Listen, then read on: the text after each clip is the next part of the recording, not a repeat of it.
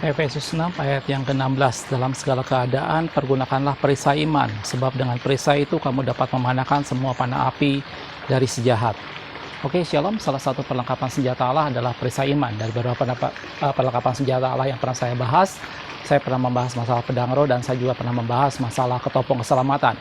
Dan satu hal lagi tentang perisai iman, dikatakan dalam segala keadaan pergunakanlah perisai iman. Kita tahu iman di sana bagian perisai.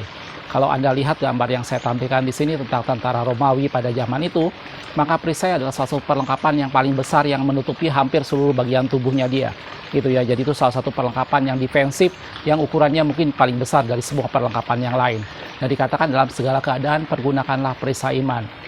Gitu ya. Perisai ini juga selain digunakan untuk defensif pertahanan dari tentara Romawi, di gambar berikutnya ini saya akan tunjukkan bagaimana perisai ini juga menjadi tempat perlindungan bagi mereka pada saat tentara Romawi membentuk sebuah formasi tertentu. Entah di gambar ini saya tunjukkan ada formasi melingkar maupun juga formasi untuk menahan dia dari lemparan batu dari atas. Jadi perisai ini benar-benar menjadi satu perlengkapan yang paling dominan, menjadi satu perlengkapan senjata Allah di mana itu memberikan perlindungan paling maksimal dan hampir menutupi seluruh bagian dari tubuh si tentara Romawi tadi. Dia bisa digunakan untuk melindungi dirinya sendiri, dia juga bisa digunakan untuk membentuk sebuah formasi dan melindungi sebuah pasukan, gitu ya. Dan Anda bisa lihat gambarnya lebih jelas, gitu ya. Pada video ini saya tidak akan banyak membahas mengenai perisai iman atau tentang iman itu sendiri, tapi video ini lebih merupakan kompilasi dari beberapa video yang pernah saya buat mengenai iman, gitu ya. Saya pernah membuat sebelumnya mengenai 6 hal tentang iman, dan video ini menjadikan gabungannya menjadi kompilasi keseluruhan tentang iman. Di sana saya menjelaskan pertama adalah iman berdiri dari dasar firman Tuhan, dan yang kedua di sana saya menjelaskan bahwa iman tanpa perbuatan adalah mati. Iman sesuatu yang berbeda dengan percaya. Karena itu iman kita harus bertindak sesuai dengan apa yang kita percayai. Dan yang ketiga adalah ukuran iman. Bagaimana iman ada yang besar, ada yang kecil. Tetapi yang terpenting adalah bagaimana iman kita tetap kuat dan tidak menjadi lemah. Yang keempat, saya menjelaskan tentang iman adalah dasar dari segala sesuatu yang kita harapkan dan bukti dari segala sesuatu yang tidak kita lihat. Dan terakhir kata firman Tuhan dikatakan, tidak mungkin seorang berkenan kepada Allah tanpa iman. Jadi tanpa iman tidak mungkin seseorang bisa berkenan kepada Allah. Gitu ya. Jadi video ini merupakan kompilasi dari 5 bagian itu. Kalau Anda pernah menonton bagian per bagian, silahkan Anda bisa menonton lebih lengkap lagi melalui video ini. Oke, itu adalah perlengkapan senjata Allah yang tadi saya bilang, itu menutupi semua bagian tubuh dari tentara Romawi, itu menjadi sesuatu yang sangat menyelubungi semua aspek kehidupan kita, seperti halnya perisai tadi. Dan ini satu-satunya perlengkapan senjata Allah yang paling besar, yang paling dominan, yang kalau berkumpul mereka bisa membentuk sebuah formasi untuk pertahanan tertentu. Oke, saudaraku, silahkan tonton video ini sampai selesai, dan kalau Anda merasa diberkati, silahkan Anda bisa bagikan juga kepada orang lain supaya semakin banyak orang yang diberkati. Mari tetap teguh dalam iman, dan firman Tuhan katakan, apabila anak manusia datang, adakah ia dapati iman di bumi ini? Tetap jaga iman kita tetap kuat, dan percayalah bahwa melalui iman kita semua dibenarkan. Oke, silahkan menonton video ini sampai dengan selesai, dan saya berdoa supaya melalui ini semua kita mendapat pengertian tentang iman, dan iman kita menjadi semakin kuat. Roma 1 ayat 17, sebab di dalamnya nyata kebenaran Allah yang bertolak dari iman dan memimpin kepada iman. Seperti ada tertulis, orang benar akan hidup oleh iman. Oke, shalom, selamat malam. Ayat yang barusan adalah perkataan Paulus kepada jemaat Tuhan di Roma, bahwa dikatakan orang benar hidup oleh karena iman. Dan setelah nyata kebenaran Allah yang memimpin kita kepada iman, dikatakan bertolak dari iman dan memimpin kepada iman. Pada kesempatan ini dalam beberapa hari ke depan saya akan banyak membahas mengenai hal iman. Yang pertama adalah kita ingin melihat bahwa orang benar dikatakan hidup oleh iman. Kita tahu dalam firman Tuhan bahwa dikatakan bahwa iman timbul dari pendengaran dan pendengaran terhadap firman Kristus. Jadi dasar dari iman itu bukan kepercayaan diri, dasar dari iman bukan suatu situasi yang menunjang, dasar dari iman bukan perkataan yang orang sampaikan tentang kita atau tentang sesuatu yang kita dengar. Dasar dari iman itu adalah firman Tuhan. Firman Tuhan itulah yang menjadi tempat di mana iman itu berdiri. Gitu ya. Jadi yang pertama saya membahas tentang iman ini adalah iman itu didasari dari firman Tuhan. Iman bukan datang karena kepercayaan diri yang tinggi, iman bukan datang karena sesuatu yang kita yakini secara pribadi, gitu ya. Tetapi iman datang karena firman Tuhan. Jadi kalau kita mengetahui firman Tuhan, dari firman Tuhan itulah timbul iman, gitu ya. Jadi firman Tuhan menjadi pijakan dari iman itu sendiri. Iman tidak pernah lepas dari firman Tuhan. Dari firman Tuhan yang kita tahu, dari firman Tuhan yang dibukakan, dari firman Tuhan yang diwahyukan kepada kita, dari sanalah timbul iman. Bukan semata-mata menjadi pengetahuan seperti logos, tetapi dia menjadi sesuatu rema di mana Roh Allah menyingkapkan dan membukakan bagi kita, dan firman Tuhan itu menjadi firman yang hidup, dan iman kita berdiri dari sana. Dan firman Tuhan dikatakan manusia hidup bukan dari roti saja, tetapi dari perkataan yang keluar dari mulut Allah. Dan tadi dibilang bahwa orang benar akan hidup oleh iman. Perkataan yang keluar dari mulut Allah itu yang membuat kita hidup apabila perkataan itu menimbulkan iman. Kalau perkataan itu kita terima sebagai sesuatu yang datang dari Tuhan dan kita mempercayai hal itu, maka iman kita akan timbul dari sana dan orang benar akan hidup oleh iman. Jadi yang pertama tentang iman yang ingin saya tekankan di sini bahwa iman itu didasari dari firman Tuhan. Iman berdiri teguh di atas firman Tuhan, bukan didasari dari kepercayaan diri, bukan didasari dari satu keadaan tertentu, bukan didasari oleh perkataan seseorang, tetapi iman didasari oleh firman Tuhan yang datang karena Allah menjelaskannya, karena Allah mewahyukannya pada setiap kita dalam bentuk rema. Jelas saudaraku? Mari Anda dan saya kita gali firman Tuhan dan biarkan iman kita semakin timbul. Dan manusia hidup bukan dari roti saja, tetapi dari setiap firman Tuhan yang keluar dari mulut Allah. Dan orang benar akan hidup oleh karena iman. Dan iman berdiri di atas dasar firman Tuhan. Yakobus 2 ayat 18. Tetapi mungkin ada orang berkata, padamu ada iman, padaku ada perbuatan. Aku akan menjawab dia, tunjukkanlah kepadaku imanmu itu tanpa perbuatan, dan aku akan menunjukkan kepadamu imanku dari perbuatan-perbuatanku. Ayat 19, engkau percaya bahwa hanya satu Allah saja, itu baik. Tetapi setan-setan juga percaya akan hal itu dan mereka gemetar. Hai manusia yang bebal, maukah engkau mengakui sekarang bahwa iman tanpa perbuatan adalah iman yang kosong? Oke, shalom, selamat malam. Melanjutkan tentang seri iman. Di sini saya ingin menjelaskan kata firman Tuhan di Yakobus tentang iman itu berhubungan dengan perbuatan. Di sini kita akan menyinggung sedikit tentang antara iman dan percaya, antara belief dan faith, antara trust atau belief dan faith. Iman dan percaya sesuatu yang berbeda. Kita mempercayai sesuatu dengan dasar firman Tuhan sehingga kita mempercayai sesuatu dari sana. Tetapi iman adalah tindakan nyata dari apa yang kita percayai. Jadi pada saat di video sebelumnya saya dijelaskan bahwa iman berdiri dari dasar firman Tuhan. Pada saat kita terima firman Tuhan dan kita percaya bahwa itulah firman Tuhan, itulah kebenaran, maka kita bertindak atas dasar apa yang kita percayai, dan itu adalah iman. Jadi iman menjadi sesuatu hal yang bisa nyata apabila kita lakukan dengan suatu perbuatan. Iman tanpa perbuatan pada hakikatnya adalah mati.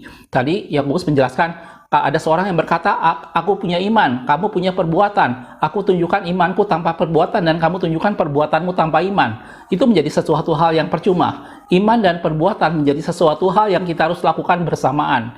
Justru iman itu menjadi hidup. Iman itu menjadi nyata pada saat kita melakukan suatu perbuatan tertentu. Kita bertindak di atas dasar firman Tuhan yang kita percayai, di atas dasar firman Tuhan yang kita akui sebagai suatu kebenaran, dan kita bertindak di atas itu, maka itu adalah iman. Iman itu adalah realisasi, itu adalah suatu tindakan dari apa yang kita percayai. Jadi iman dan percaya itu berbeda. Percaya itu adalah awal pertama pada saat kita menerima satu firman Tuhan dan kita mempercayai hal itu, gitu ya. Dan iman merupakan tindakan setelah dari apa yang kita percayai. Pada saat kita mempercayai firman Tuhan, mari bertindak sesuai dengan firman Tuhan itu, dan itu adalah iman. Jelas saudaraku? Di ayat-ayat yang lainnya kalau Anda baca di Yakobus tadi, di sana Yakobus menjelaskan tentang cerita tentang Abraham. Bagaimana dikatakan bahwa Abraham mempercayai pada saat Allah berjanji kepada Abraham bahwa keturunanmu akan seperti bintang di langit dan seperti pasir di laut. Abraham menerima firman Tuhan. Tadi di video sebelumnya saya dijelaskan bahwa dasar dari iman itu firman Tuhan. Pada saat Abraham menerima firman Tuhan itu Abraham percaya, gitu ya. Dan tatkala dia percaya, Abraham bertindak atas dasar yang dia percayai. Dia tidak lagi meragukan kemampuan Tuhan, dia tidak lagi berpikir tentang bagaimana tentang keturunannya, karena dia percaya penuh dengan apa yang Allah janjikan, dan itu Abraham dibenarkan oleh iman. Tindakan Abraham mempercayai firman Tuhan itu adalah iman, karena Abraham bertindak dari apa yang dia percayai. Jelas saudaraku? Jadi iman tanpa perbuatan itu adalah mati, gitu ya. Tatkala kita dengar firman Tuhan, mari kita taruh percayaan di sana, dan itu adalah firman Tuhan yang meneguhkan, yang hidup, yang berkuasa atas segala sesuatu, dan kita percayakan hal itu. Tetapi tidak cukup sampai sana. Mari bertindak dengan apa yang kita percayai, dan itu ada diperhitungkan sebagai iman. Dan manusia hidup oleh karena iman, bukan karena melihat. Jelas saudaraku? Matius 8 ayat 10, setelah Yesus mendengar hal itu, heranlah ia dan berkata kepada mereka yang mengikutinya, aku berkata kepadamu, sesungguhnya iman sebesar ini tidak pernah aku jumpai pada seorang pun di antara orang Israel. Oke, Shalom, selamat malam. Menyambung seri tentang iman. Pada kesempatan ini saya ingin membahas mengenai ukuran iman. Dan tadi ayat yang pertama tadi kita baca adalah kejadian pada waktu Yesus menyembuhkan anak seorang perwira, di mana perwira itu melarang untuk Yesus datang, dan perwira itu berkata, cukup katakan sepatah kata saja, maka hambaku itu akan sembuh. Dan kemudian Yesus terheran dan Yesus berkata, di antara sekian banyak orang Israel belum pernah aku menjumpai iman sebesar ini, gitu ya. Di sini nampak ada suatu ukuran iman, ada iman yang besar dikatakan dalam seperti itu, gitu ya. Dan dalam video ini saya akan melihat, kita akan sama-sama belajar mengenai ukuran iman, gitu ya. Ayat yang lain dalam Matius 15 ayat 28. Ini cerita yang lain. Pada waktu itu Yesus menyembuhkan seseorang juga dengan mujizat. Dikatakan, maka Yesus menjawab dan berkata kepadanya, hai ibu, besar imanmu, maka jadilah kepadamu seperti yang kau kehendaki, dan seketika itu juga anaknya sembuh. Itu peristiwa-peristiwa dalam firman Tuhan bagaimana iman yang dimiliki pada seseorang membawa dia pada kesembuhan. Dan Yesus berkata bahwa imanmu besar. Kepada perwira itu, kepada orang-orang yang bersama dengan dia berkata, belum pernah aku jumpai iman sebesar yang ada pada perwira ini di antara orang Israel, gitu ya. Jadi di sini kita melihat bahwa iman ada ukurannya, ada satu iman yang besar, ada iman yang kecil, gitu ya. Dan kalau kita tahu dalam firman Tuhan di dalam Matius 17 ayat 20 dikatakan, ia berkata kepada mereka, karena kamu kurang percaya, sebab itu aku berkata kepadamu, sesungguhnya sekiranya kamu mempunyai iman sebesar biji sesawi saja, ini ukuran yang sangat kecil, biji sesawi saja, kamu dapat berkata kepada gunung ini, pindah dari tempat ini ke sana, maka gunung itu akan pindah dan bagimu tidak ada yang mustahil. Di sini nampak lagi bahwa di sana ada iman yang dikatakan sebesar biji sesawi, tetapi bisa memindahkan gunung, gitu ya. Tadi di awal kita udah bilang bahwa ada perwira yang mempunyai iman yang besar sehingga hambanya sembuh. Ada ibu yang Yesus katakan imanmu besar sehingga anaknya sembuh sesuai dengan imanmu, gitu ya. Di sini kita lihat bahwa iman yang besar maupun yang kecil sebenarnya tidak menjadi masalah. Bukan itu yang menjadi standarnya. Memang Allah membedakan ada iman yang besar, ada iman yang kecil. Tetapi Yesus berkata bahwa kalaupun imanmu sebesar biji sesawi yang sangat kecil, itu bisa memindahkan gunung, kata firman Tuhan. Jadi di sini saya ingin memperhatikan bahwa memang ada iman yang besar, ada iman yang kecil, tetapi bukan itu yang terpenting, gitu ya. Bukan itu yang terpenting mengenai berapa besarnya ukuran iman kita, gitu kan. Tapi dalam firman Tuhan dikatakan yang terpenting adalah bagaimana kita menjaga berpikir begitu rupa untuk menguasai ukuran iman kita, gitu ya. Dalam Roma 12 ayat 3 dikatakan seperti ini, berdasarkan kasih karunia yang dianugerahkan kepadaku, aku berkata kepada setiap orang di antara kamu. Ayat ini sudah sangat sering saya ambil. Janganlah kamu memikirkan hal-hal yang lebih tinggi daripada yang patut kamu pikirkan, tetapi hendaklah kamu berpikir begitu rupa sehingga kamu menguasai diri menurut ukuran iman. Nggak masalah iman kita besar atau iman kita kecil, tapi yang penting kita menguasai diri menurut ukuran iman yang ada pada kita. Dikatakan, yang dikaruniakan Allah kepada kamu masing-masing. Jelas saudaraku, iman sebesar biji sesawi pun bisa memindahkan gunung. Iman yang besar membuat hamba perwira tadi sembuh, iman yang besar membuat anak dari ibu tadi sembuh, dan terjadilah sesuai dengan imanmu. Kata firman Tuhan, kita harus menguasai diri sesuai ukuran iman kita masing-masing. Tidak masalah iman kita besar atau kecil, yang penting kita menguasai diri sesuai ukuran kita masing-masing, gitu ya. Dan dari sini kita sudah melihat bahwa iman memang ada yang besar, ada kecil, tetapi dalam firman Tuhan bukan itu yang terpenting, gitu. Yang penting bagaimana kita menguasai diri sesuai dengan ukuran iman. Dan satu hal lagi yang terpenting dalam iman adalah kita harus menjaga supaya iman kita tidak menjadi lemah. Jadi di sini bukan iman besar atau iman kecil, tetapi iman yang kuat atau yang lemah. Dan Yesus mengajarkan bahwa supaya kita menjaga jangan sampai iman kita menjadi lemah. Kita lihat ayat yang Roma 4 ayat 19 dikatakan, imannya tidak menjadi lemah walaupun ia mengetahui bahwa tubuhnya sudah sangat lemah. Ini cerita itu waktu itu Paulus menceritakan tentang Abraham. Bagaimana Abraham walaupun di usia tua, dia tidak menjadi lemah imannya. Dia tetap percaya dengan perkataan firman Tuhan bahwa keturunannya akan seperti bintang di langit dan pasti di laut. Dan dikatakan imannya tidak menjadi lemah, gitu. Walaupun dia mengetahui tubuhnya sudah sangat lemah karena usianya telah kira-kira 100 tahun dan bahwa rahim Sarah telah tertutup. Jelas saudaraku, jadi bukan masalah berapa besar ukuran iman kita, mari Anda kuasai ukuran iman kita masing-masing, itu adalah anugerah yang Tuhan berikan, tapi yang terpenting adalah kita harus menjaga supaya iman kita tidak menjadi lemah. Jadi kalau kita bicara soal iman, yang terpenting adalah bagaimana iman kita tetap kuat, tidak berapa penting berapa ukurannya, tapi yang terpenting mari jaga supaya iman kita tidak menjadi lemah, gitu ya. Dalam Roma 14 ayat yang pertama, di sana Paulus juga mengajarkan, terimalah orang yang lemah imannya tanpa mempercakapkan pendapatnya. Jadi dari sini memang kita harus saling menerima satu dengan yang lainnya. Tapi yang terpenting adalah bagaimana kita menguatkan supaya setiap iman kita menjadi kuat. Bukan berapa besar ukuran iman kita, tapi jaga supaya iman kita tidak menjadi lemah karena sesuatu keadaan, karena unsur waktu, karena suatu pengharapan yang kita rasa tidak pernah muncul. Tapi mari melandaskan iman kita supaya iman kita tetap teguh berdiri di atas dasar firman Tuhan.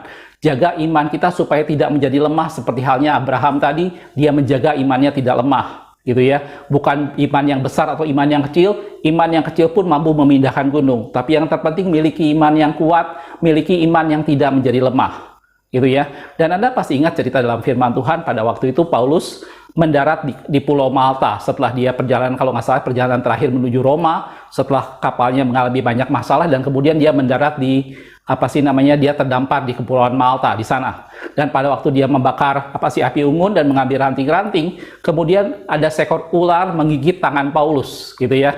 Kita akan lihat ayatnya dalam Kisah Rasul 28 ayat yang ketiga. Dikatakan, ketika Paulus memungut seberkas ranting-ranting dan meletakkannya ke atas api, keluarlah seekor ular beludak karena panasnya api itu lalu menggigit tangannya. Dan kemudian orang berkata bahwa wah, Paulus ini walaupun dia selamat dari laut, tapi di darat dia akan dibinasakan juga oleh ular. Tetapi ternyata setelah berapa lama Paulus hanya mengibaskan tangannya dan tidak terjadi apa-apa pada dirinya.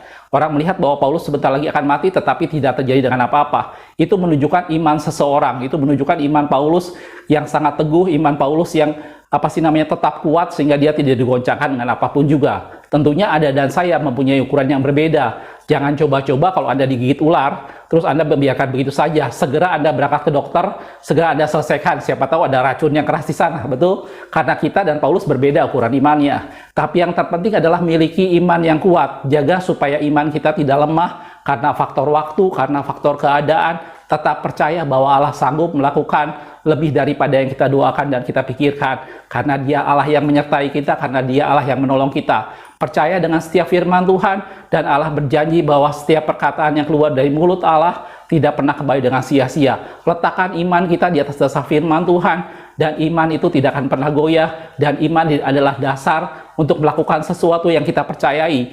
Melalui tindakan nyata dari sebuah iman, di sanalah iman itu menjadi hidup. Jelas saudaraku, tidak masalah berapa ukuran iman Anda, yang penting miliki iman yang kuat, jangan biarkan iman Anda menjadi lemah. Ibrani 11 ayat 1-3. Iman adalah dasar dari segala sesuatu yang kita harapkan dan bukti dari segala sesuatu yang tidak kita lihat. Sebab oleh imanlah telah diberikan kesaksian kepada nenek moyang kita. Karena iman kita mengerti bahwa alam semesta telah dijadikan oleh firman Allah, sehingga apa yang kita lihat telah terjadi dari apa yang tidak dapat kita lihat. Oke, Shalom, menyambung seri iman. Beberapa hari ini saya sudah membahas hal itu. Di video yang pertama saya membahas mengenai iman berdiri di atas dasar firman Tuhan. Di video yang kedua saya membahas mengenai ukuran dari iman, gitu ya. Bagaimana iman tanpa perbuatan, bedanya iman dengan percaya, di mana iman tanpa perbuatan adalah sesuatu yang mati, gitu ya. Di video yang ketiga saya sudah membahas mengenai ukuran iman, di mana di sana dikatakan ada iman yang besar, ada iman yang kecil, tetapi yang terpenting sebenarnya bukan ukuran dari berapa besar iman kita, tetapi yang terpenting bagaimana iman kita tetap kuat dan tidak menjadi lemah, dan kita harus memperkuat iman kita melalui firman Tuhan.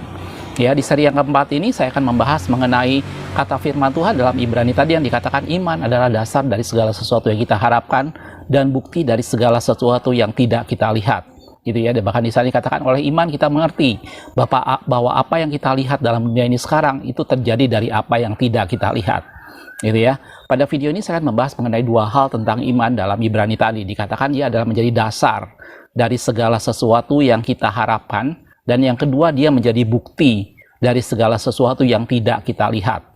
Oke, yang pertama mengenai dasar dari segala sesuatu yang kita harapkan, gitu ya. Mungkin di antara Anda dan saya sering mendengar video tentang firman Tuhan yang disampaikan hamba-hamba Tuhan tentang kuasa dari sebuah pengharapan, power of hope, gitu ya. Ada hamba Tuhan yang mengatakan juga no hope, no life. Hidup itu harus ada pengharapan, tanpa pengharapan tidak ada kehidupan. pengharapan itu yang membuat seseorang bertahan. Pengharapan itu yang membuat seseorang berusaha untuk menggapai sesuatu yang diimpikan, yang diharapkan. Pengharapan itu menjadi sumber motivasi seseorang untuk mencapainya, gitu ya.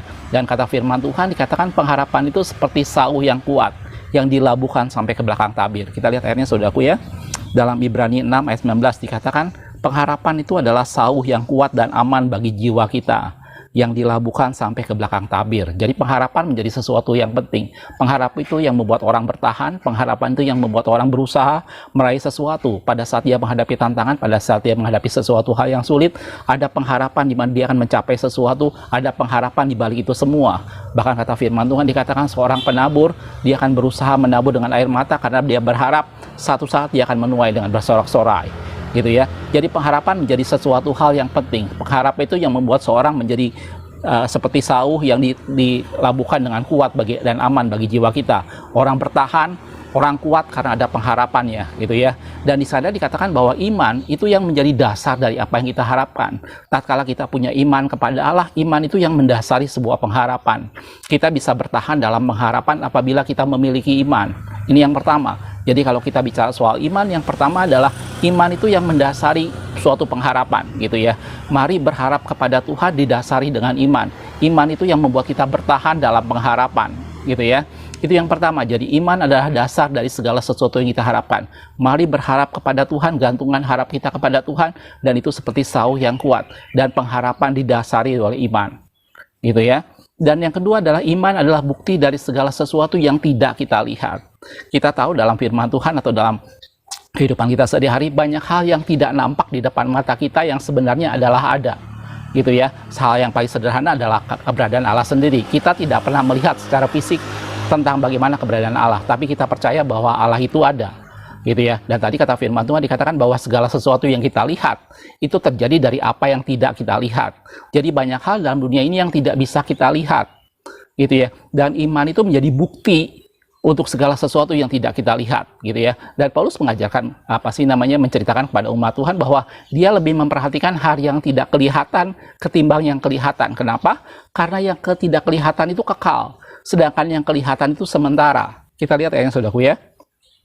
Dalam 2 Korintus 4 ayat 18 dikatakan seperti ini. Sebab kami tidak memperhatikan yang kelihatan, melainkan yang tak kelihatan. Lanjutannya, karena yang kelihatan adalah sementara, sedangkan yang tak kelihatan adalah kekal. Orang biasanya lebih mengorientasikan pada sesuatu hal yang kelihatan.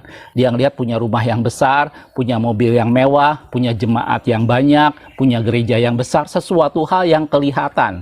Tetapi Paulus mengatakan bahwa kami tidak memperhatikan yang kelihatan. Justru yang kami perhatikan adalah hal-hal yang tidak kelihatan. Kenapa? Karena yang kelihatan bersifat sementara, sedangkan yang tidak kelihatan itu bersifat kekal. Dan untuk menjadi bukti dari apa yang tidak kelihatan, itu adalah iman. Iman itu membuktikan sesuatu yang tidak kelihatan, gitu ya. Dan kalau Anda ingat pasti cerita tentang Abraham, bagaimana Abraham tidak melihat bagaimana anak-anaknya menjadi banyak seperti bintang di langit dan pasir di laut. Tetapi Abraham percaya, dan iman Abraham bertindak atas kepercayaan itu, maka itu diperhitungkan sebagai iman. Dan iman itu menjadi bukti kepada Abraham tentang apa yang dia tidak lihat. Begitu juga kita mungkin belum melihat tentang pertolongan Tuhan. Mungkin kita belum melihat bagaimana doa-doa kita terjawab. Tapi percayalah dan bertindaklah dengan yang Anda percayai. Itulah iman. Dan itu menjadi dasar dan menjadi bukti dari apa yang tidak kita lihat. Iman itu membuktikan sesuatu yang kita tidak kelihatan menjadi nyata. Jadi dalam video ini saya membahas mengenai dua hal tentang iman. Bagaimana iman itu menjadi dasar untuk kita berharap. Pada saat kita mengharapkan sesuatu dari Tuhan, pada saat kita bertahan menantikan sesuatu, itu seperti sauh yang dilabuhkan dengan kuat, dan itu didasari oleh iman. Iman itu adalah dasar yang membuat kita berharap. Dan yang kedua, iman itu membuktikan yang tidak kita lihat. Banyak hal dalam dunia ini yang tidak kelihatan, dan Paulus katakan justru yang tidak kelihatan itu yang kekal. Dan kita harus lebih memperhatikan yang tidak kelihatan. Dan yang tidak kelihatan tadi akan menjadi nampak dan terbukti melalui iman kita. Jelas saudaraku? Dalam Roma 8 ayat 24 dikatakan seperti ini. Sebab kita diselamatkan dalam pengharapan. Di sini Paulus mulai menggabungkan antara pengharapan dengan yang tidak kelihatan. Diselamatkan dalam pengharapan. Tetapi pengharapan yang dilihat bukan pengharapan lagi. Gitu. Sebab bagaimana orang masih mengharapkan apa yang dilihatnya. Di sini juga Paulus mengabarkan bahwa pengharapan itu sesuatu yang tidak dilihat. Kalau dia mengharapkan sesuatu yang sudah dilihat, bagaimana itu bisa dikatakan sebagai satu pengharapan? Jelas, saudaraku. Jadi iman itu menjadi sesuatu hal yang lengkap. Bagaimana dia mendasari sebuah pengharapan dan bagaimana dia membuktikan sesuatu yang tidak kelihatan. Karena kalau pengharapan yang sudah dilihat namanya bukan pengharapan lagi. Ya saudaraku, mari perkuat iman Anda, mari tetap teguh dalam iman, dan iman berdiri di atas dasar firman Tuhan. Dan iman tanpa perbuatan adalah mati. Dan iman itu yang mendasari apa yang kita harapkan dan yang membuktikan apa yang tidak kita lihat. Karena iman adalah dasar dari segala sesuatu yang kita harapkan dan bukti dari segala sesuatu yang tidak kita lihat. Ibrani 11 ayat yang ke-6. Tetapi tanpa iman tidak mungkin orang berkenan kepada Allah, sebab barang siapa berpaling kepada Allah, ia harus percaya bahwa Allah ada dan bahwa Allah memberi upah kepada orang yang sungguh-sungguh mencari Dia. Oke, shalom. Ayat yang barusan adalah pada video ini saya akan melanjutkan mengenai seri tentang iman, gitu ya. Di beberapa video yang lain sebelumnya saya sudah membahas banyak mengenai iman. Kalau Anda belum nonton, silahkan nonton video sebelumnya juga, gitu ya. Pada video ini adalah saya ingin melanjutkan tentang iman. Bagaimana tadi dikatakan dalam Ibrani, dikatakan bahwa tanpa iman tidak mungkin seseorang berkenan kepada Allah. Di sini kita akan melihat sisi yang lain dari iman. Saya sudah membahas bahwa iman adalah dasar dari segala sesuatu yang kita harapkan dan bukti dari segala sesuatu yang tidak kita lihat. Iman ada yang iman yang besar atau iman yang kecil, tetapi yang terpenting adalah bagaimana iman kita tetap kuat dan tidak menjadi lemah. Iman itu berdiri di atas dasar firman Tuhan, dan iman tanpa perbuatan adalah mati. Dan di sini kita melihat bahwa iman menjadi sesuatu hal yang penting, bahwa dikatakan di sana tanpa iman tidak mungkin seseorang berkenan kepada Allah. Jadi iman menjadi klimaks dari segala sesuatunya. Iman yang mendasari kita hidup dan dibenarkan oleh karena iman, kita diselamatkan oleh karena iman, kita hidup bukan karena melihat, tetapi kita hidup dalam iman kepada Allah. Dan iman itu yang membenarkan kita, iman itu yang membuat kita berkenan kepada Allah. Jadi seluruh kehidupan kita orang percaya, itu semua diselubuti oleh iman, itu kita diselubungi oleh iman. Dalam segala hal kita harus lakukan dengan iman. Iman itulah yang membuat kita berkenan kepada Allah, karena tanpa iman tidak mungkin seorang berkenan kepada Allah, gitu ya. Bagian ini adalah bagian yang terakhir tentang seri iman, dan ini akan merangkum segala sesuatunya, dan ini akan merupakan suatu klimaksnya bagaimana iman itu menjadi sesuatu hal yang menutupi seluruh aspek kehidupan kita orang percaya. Bahwa seluruh kehidupan kita orang percaya dalam apapun yang kita lakukan, kita semua harus lakukan dengan iman, karena tanpa iman tidak mungkin seorang berkenan kepada Allah, gitu ya. Dalam firman Tuhan ada satu peristiwa pada waktu Rasul Paulus belum bertobat, bagaimana dia melakukan segala sesuatu. Dia bilang dia lakukan itu tanpa iman, di luar iman, karena dia melakukannya tanpa pengetahuan. Kita akan lihat dalam 1 Timotius 1 ayat 13. Di sana Paulus menulis kepada anak rohaninya Timotius, dia bilang, "Aku yang tadinya seorang penghujat dan seorang penganiaya dan seorang ganas, tetapi aku telah dikasihaninya, karena semuanya itu telah kulakukan tanpa pengetahuan, yaitu di luar iman." Jelas saudaraku, iman itulah yang membuat kita hidup. Iman itulah yang membuat kita mengenal Allah, kita bertobat, kita mengalami kasih Tuhan, dan kita diperkenan oleh Tuhan. Tanpa iman tidak mungkin seorang bisa berkenan kepada Allah. Jelas saudaraku, jadi iman yang mendasari seluruh kehidupan kita orang percaya. Dan Paulus katakan sebelum dia bertobat, dia melakukannya tanpa pengetahuan dan di luar iman. Jelas saudaraku, ini merupakan klimaksnya bahwa iman adalah suatu bagian yang tidak pernah lepas dari kehidupan kita orang percaya. Dalam apapun yang kita lakukan, kita harus melakukannya dengan iman. Iman itu yang membuat Allah berkenan dengan apa yang kita lakukan. Iman itu yang membuat ketika kita melakukan sesuatu, entah dalam bekerja, entah dalam berusaha, entah dalam belajar, apapun kita harus lakukan semata-mata untuk Allah. Apapun kita lakukan semata-mata dengan iman, dan iman itulah yang membuat Allah berkenan dalam hal itu. Jelas saudaraku. Kalau Anda perhatikan di dalam Ibrani 11 tadi, itu banyak sekali Paulus menulis contoh-contoh pahlawan iman. Bagaimana mereka melakukan banyak hal, itu semata-mata didasari oleh iman. Kita akan melihat lebih banyak mengenai di Ibrani 11, pasal 11 tadi. Salah satu yang pertama adalah Ibrani 11 ayat yang keempat. Ini tentang Kain dan Habel, gitu ya. Ayat yang keempat dikatakan, karena iman Habel telah mempersembahkan kepada Allah korban yang lebih baik daripada korban Kain. Saya pernah membahas dalam salah satu video tentang bagaimana banyak orang yang mempermasalahkan kenapa persembahan Kain tidak diterima sedangkan persembahan Habel diterima. Dan kemudian orang mulai menggambarkan bahwa karena Kain mempersembahkan buah-buahan, sedangkan Habel mempersembahkan kambing domba. Dan di mata Allah yang lebih berkenan adalah persembahan yang menumpahkan darah. Sebenarnya bukan itu masalahnya, gitu ya. Karena dalam firman Tuhan, dalam Imamat pun sudah dijelaskan bahwa Allah juga berkenan dengan buah-buahan dan lain sebagainya, gitu ya. Tetapi ya, yang pelajaran yang baik untuk Kain sendiri adalah bukan masalah persembahan itu diterima atau tidak, tetapi yang jadi masalah bagaimana cara dia meresponnya. Persembahan diterima atau tidak sepenuhnya adalah wewenang Allah, tetapi bagaimana dia meresponinya apabila terjadi sesuatu yang tidak sesuai dengan yang dia kehendaki. Apakah dia menjadi marah dan membunuh adiknya Habel, ataukah dia mengoreksi diri dan memperbaiki dirinya. Tetapi buat Habel sendiri, kalau kita lihat tadi dalam firman Tuhan, yang membuat Habel diterima persembahannya kepada Tuhan adalah karena dia melakukannya dengan iman. Karena dia melakukannya dengan iman, maka persembahan Habel menjadi persembahan yang lebih baik dari persembahan Kain. Yang membedakan di sini bukan jenis persembahannya, tetapi yang membedakan di sini karena Habel melakukannya dengan iman. Gitu ya. Lanjutannya. Dan dengan jalan itu, ia memperoleh kesaksian kepadanya bahwa ia benar. Karena Allah berkenan akan persembahannya itu, dan iman ia masih berbicara sesudah, dan karena iman ia masih berbicara sesudah ia mati. Dan kita tahu ceritanya waktu itu Allah bertanya kepada Kain, di mana adikmu? Gitu ya. Kemudian Kain pura-pura tidak tahu. Kemudian Allah berkata bahwa darah adikmu berteriak kepadaku. Dan dikatakan karena iman Habel masih berbicara meskipun dia sudah mati. Jelas saudaraku, itu semua gambaran bahwa iman menjadi sesuatu di mana Allah berkenan kepada seseorang. Bukan masalah jenis persembahannya apa, tetapi karena Habel melakukannya dengan iman, dan itu membuat Allah berkenan dengan persembahan Habel. Jelas saudaraku, di sini kita akan melihat bahwa iman menjadi sesuatu yang menyelumuti seluruh aspek kehidupan kita, yang menaungi setiap apapun yang kita lakukan, kita harus lakukan dengan iman karena itu membuat Allah berkenan. Gitu ya. Contoh yang lain tentang Nuh, kalau kita perhatikan dalam Ibrani 11 masih ayat yang ke-7.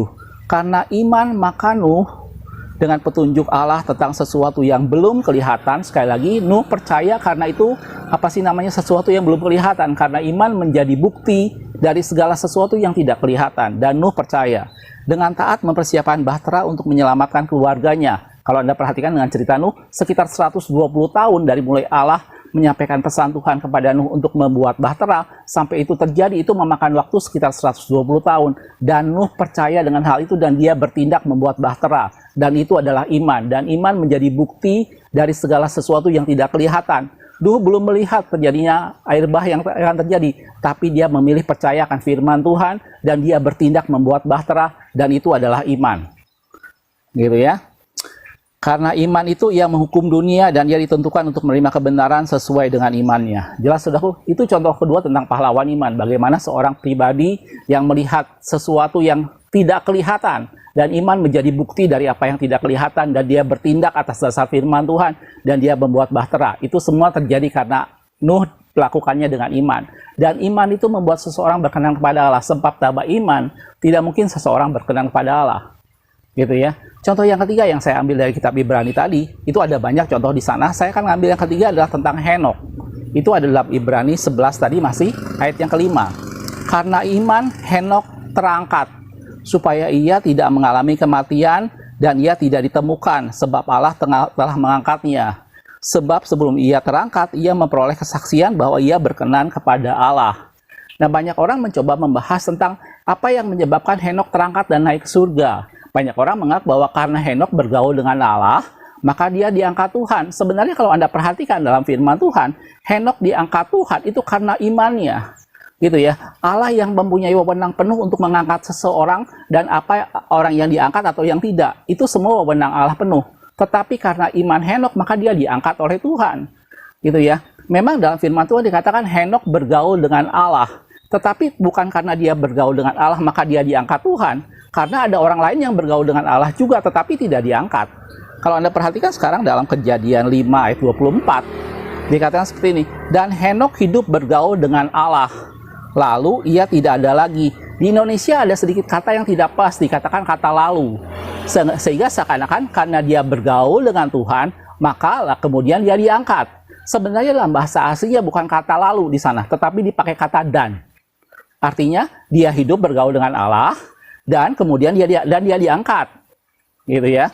Lanjutannya, sebab ia telah diangkat oleh Allah. Tadi saya sudah bilang, Henok diangkat oleh Allah. Dia suatu pribadi yang bergaul dengan Allah. Dan Allah memutuskan dia diangkat. Kenapa dia diangkat? Karena oleh imannya. Gitu ya. Bukan karena Henok bergaul dengan Allah. Karena apa saya bilang? Karena ada tokoh lain yang bergaul dengan Allah yang tidak diangkat. Contohnya Nuh. Kita akan lihat dalam Kejadian 6 ayat yang ke-9. Dikatakan, inilah riwayat Nuh. Kejadian 6 ayat 9. Nuh adalah seorang yang benar dan tidak bercela di antara orang-orang sesamanya. Nuh itu hidup bergaul dengan Allah. He walk with God, sama seperti Henok, dia bergaul dengan Allah. He walk with God. Tetapi Nuh kita tahu dia tidak diangkat Tuhan. Jadi yang membuat seseorang diangkat Tuhan atau tidak itu wewenang Tuhan sepenuhnya. Bukan karena dia hidup bergaul dengan Allah. Mari kita semua, Anda dan saya, kita semua walk with God, bergaul dengan Allah. Tetapi kalau masalah diangkat atau tidak itu wewenang Tuhan sepenuhnya. Dan Henok diangkat oleh Tuhan karena iman, dalam Ibrani tadi dikatakan. Karena imanlah Henok diangkat oleh Tuhan. Allah memperhitungkan imannya Henok sehingga dia diangkat oleh Tuhan. Gitu ya. Dan kalau kita perhatikan dalam kitab yang lain, dalam Perjanjian Baru, dalam kitab Yudas dikatakan Henok ini satu pribadi yang bernubuat tentang kedatangan Tuhan. Banyak orang mencoba membahas tentang Henok, walaupun dalam firman Tuhan sangat sedikit keterangan tentang Henok. Dia hanya digambarkan sebagai satu pribadi yang bergaul dengan Allah. Dan tadi saya sudah bilang yang bergaul dengan Allah bukan cuma Henok, tetapi Nuh juga. Gitu. Dan yang diangkat oleh Tuhan bukan cuma Henok, tetapi Elia juga. Walaupun Elia tidak dikatakan dia hidup bergaul dengan Allah. Jadi masalah hidup bergaul dengan diangkat itu sesuatu yang berbeda, itu sesuatu yang tidak berhubungan, itu sesuatu yang keputusan Allah dalam masing-masing pihak. Jelas saudaraku? Tetapi dalam firman Tuhan dikatakan Henok diangkat oleh Tuhan karena imannya. Iman itu yang membuat Henok dibenarkan. Gitu ya. Dan kalau ada perhatikan tadi saya bilang di Yudas 1 ayat 14 dikatakan seperti ini. Juga tentang mereka, Henok keturunan ketujuh dari Adam, Henok itu keturunan ketujuh dari Adam. Dan dia bilang telah bernubuat katanya, sesungguhnya Tuhan datang dengan beribu-ribu orang kudusnya. Henok adalah keturunan ketujuh dari Adam dan dia pernah bernubuat tentang bahwa Tuhan akan datang dengan beribu-ribu orang kudusnya. Gitu ya. Kalau Anda perhatikan silsilah kehidupan Henok dalam Kejadian pasal yang kelima, dia memang keturunan ketujuh dari Adam. Jadi Adam melahirkan Set waktu itu, setelah itu Enos. Setelah Enos dia melahirkan Kenan, anak dari Kenan adalah Mahalaleel. Setelah itu Yared dan terakhir adalah Henok. Jadi Henok adalah keturunan ketujuh dari Adam. Adam, Set, Enos, Kenan, Mahalaleel, Yared dan Henok terakhir. Jelas saudaraku, jadi Henok adalah keturunan ketujuh dari Adam. Dan Henok bernubuat bahwa Tuhan akan datang bersama dengan beribu-ribu orang kudusnya. Gitu. Dia satu pribadi yang bergaul dengan Allah dan atas keputusan Tuhan, maka Tuhan mengangkat dia. Dan tadi di Ibrani dikatakan karena iman Henok diangkat oleh Tuhan. Semuanya itu terjadi karena iman. Jelas saudaraku? Jadi dari sini semua kita melihat bahwa iman adalah segala-galanya. Iman adalah sesuatu yang membuat kita dibenarkan oleh Tuhan. Iman yang membuat apapun yang kita lakukan, itu Allah perhitungkan karena ada iman. Walau waktu kita belajar, waktu kita melakukannya dengan iman, kita melakukannya untuk kemuliaan nama Tuhan, kita melakukannya dengan takut akan Tuhan, dan Allah memperhitungkan sebagai iman, dan Allah berkenan dengan apa yang kita lakukan. Pada waktu kita bekerja, kita melakukannya dengan iman semata-mata untuk kemuliaan nama Tuhan, dan kita melakukannya dengan takut akan Tuhan, maka Allah berkenan dengan apa yang kita kerjakan. Pada waktu kita melayani, kita melakukannya tidak sekedar hanya tugas, kita melakukannya tidak sekedar karena kewajiban atau giliran kita melakukan itu, tetapi kita melakukannya dengan takut akan Tuhan, dengan iman kepada Allah, dan Allah memperhitungkan itu semua, dan Allah menganggap itu benar, dan kita melakukannya dengan dasar firman Tuhan, dan kita melakukan dengan iman, dan Allah berkenan atas pelayanan kita. Jelas saudaraku, jadi apapun yang kita lakukan semuanya harus dilakukan dengan iman, dan iman itulah yang membuat kita berkenan kepada Allah, sebab tanpa iman tidak mungkin seorang bisa berkenan kepada Allah. Henok diangkat Tuhan karena iman. Nuh karena iman dia membuat bahtera walaupun dia nggak kelihatan. Walaupun dia tidak melihat bahwa bahtera itu air bah itu akan datang, tetapi dia melakukannya karena iman, gitu. Dan dikatakan tadi Habel mempersembahkannya karena iman, karena itu dia memberikan persembahan yang lebih baik karena dia melakukannya dengan iman. Semua hal dalam kehidupan kita harus hidup oleh iman, kita diselamatkan oleh iman, dan kita lakukan apapun dengan iman, dan Allah berkenan akan hal itu, dan tanpa iman tidak mungkin kita berkenan kepada Allah. Jelas saudaraku. Jadi iman itu menyelubungi seluruh kehidupan kita. Dan Yesus berkata pada murid-muridnya, menjelang akhir zaman, adakah ku dapati iman? Kita lihat satu ayat terakhir. Lukas 18 ayat ke-8 dikatakan seperti ini, aku berkata kepadamu, ia akan segera membenarkan mereka, akan tetapi jika anak manusia itu datang, adakah ia dapati iman di bumi?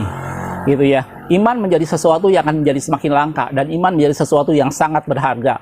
Dan Yesus berkata, adakah iman di bumi pada saat anak manusia itu datang? Dan dia akan datang dan mencari orang-orang yang masih beriman. Mari hidup dengan iman, mari berjalan dengan iman, mari Anda melayani semua dengan iman, mari kita berdoa dengan iman, mari kita belajar dan berusaha lakukan semuanya dengan iman. Dan tidak ada seorang pun yang bisa berkenan kepada Allah tanpa iman. Hiduplah oleh iman, dan iman biar mendasari semua kehidupan kita. Iman itu yang mendasari apa yang kita harapkan, dan dia yang membuktikan apa yang tidak kita lihat. Iman beri di atas firman Tuhan, dan iman tanpa perbuatan adalah mati. Gitu. Tidak masalah berapa besar ukuran iman Anda, tetapi yang penting jaga iman kita tetap kuat, jangan sampai iman kita menjadi lemah.